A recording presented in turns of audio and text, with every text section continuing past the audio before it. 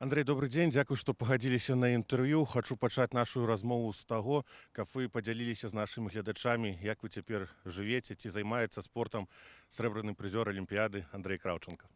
Сейчас на данный момент поддерживаю форму спортивную, но не более того, профессионально сейчас уже не могу заниматься, потому что сейчас не до этого, как говорится.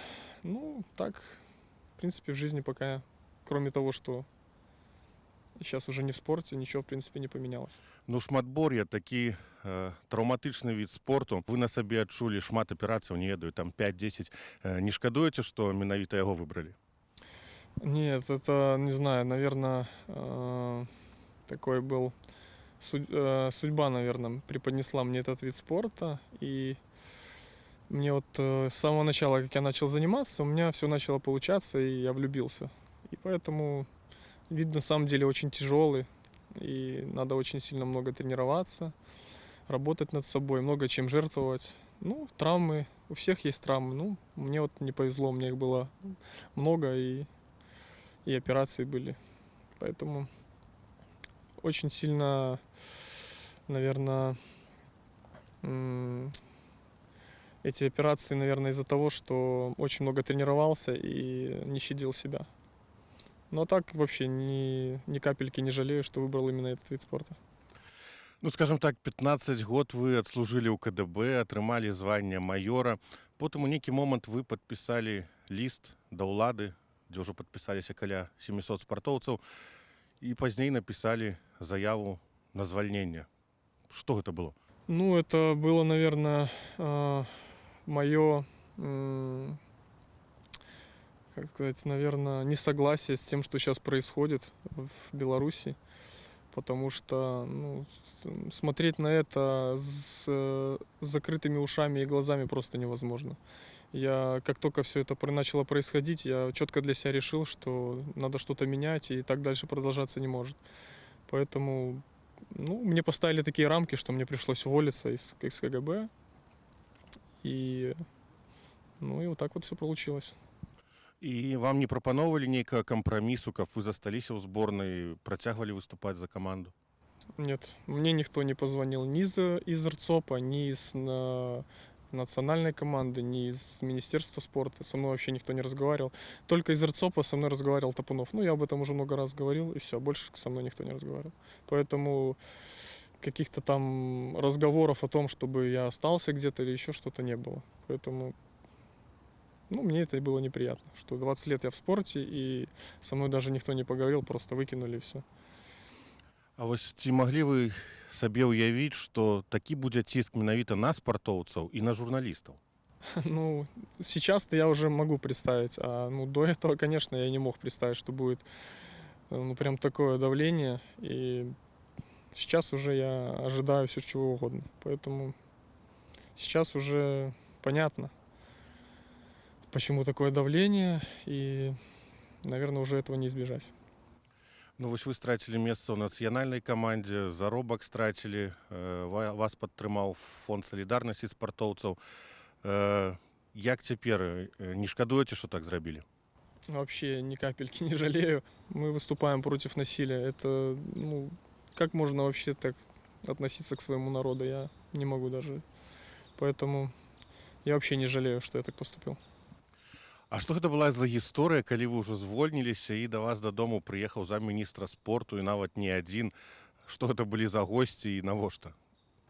Я тоже не мог понять, почему они ко мне приехали, потому что, я уже был, уволен отовсюду. То есть, какие вообще ко мне претензии? Я высказываю свое мнение. Начали мне пытаться навязать свою какую-то идеологию, которая, конечно, разнится с моей. И, я их выслушал, сказал, что я вас услышал, и все. Разговор длился минут 30.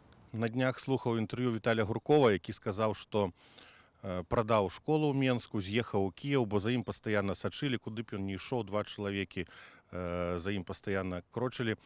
Таксама сказаў, што не плануе вяртацца ў Беларусь. Вось вы не думаеце пакінуць краіну і кудысьці з'ехаць, памяняць зборную? Нет, вообще ни разу такой мысли не было. Буду в Белоруссии. Не страшно? Всегда страшно, всем страшно. Если не боишься, то, наверное, ты уже не человек. Шурко, Левченко 15 суток. Герасимені закрывают школы.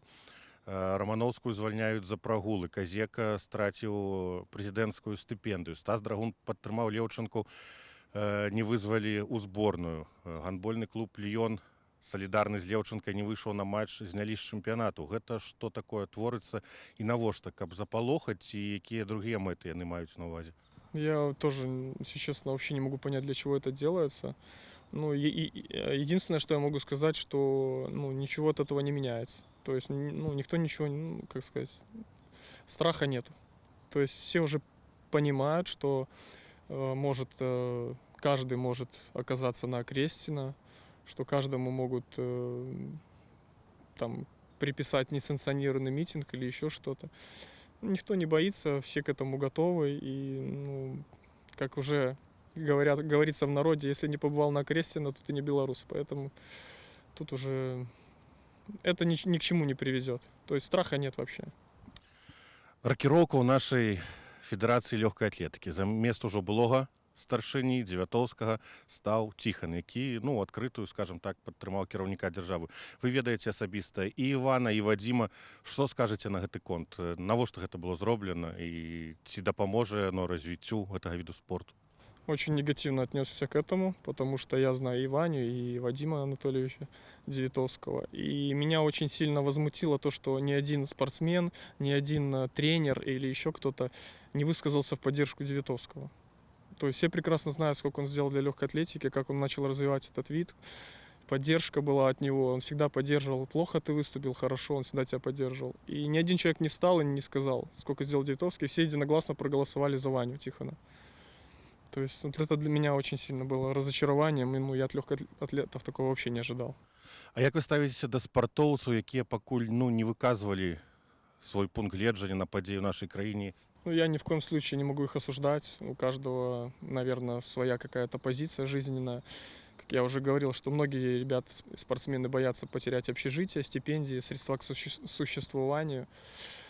Но мне не понять все равно их молчание. По поводу Дарьи Домрачевой вообще не могу ничего сказать. Я надеюсь, что у нее есть какая-то объективная причина, почему она молчит. Я уверен на 100%, что она не поддерживает насилие и то, что сейчас происходит. Когда вокруг тебя такое количество людей, и ты видишь, что там не так, как говорят, что там какие-то школьники, какие-то там студенты или еще кто там, реально люди всех возрастов идут. То есть и я не вижу там ни алкоголиков, ни наркоманов, ни еще кого-то там. Все люди реально, ну, нация, настоящая нация рождается на наших глазах. Вот реально люди талантливые, креативные.